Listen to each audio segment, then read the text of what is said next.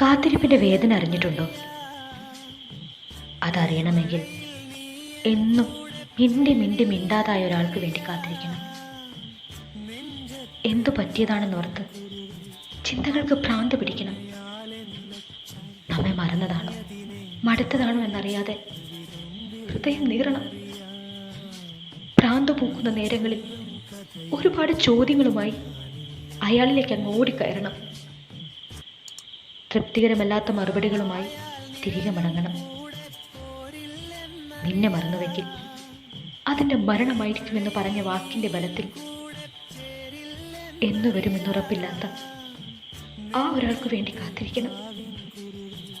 വേദന തന്നെയാണ്, ശരീരത്തിലെ ഓരോ അണുവിലും പടർന്നു കയറുന്ന വേദന. നീ ചൊല്ലും കഥയിൽ പോലും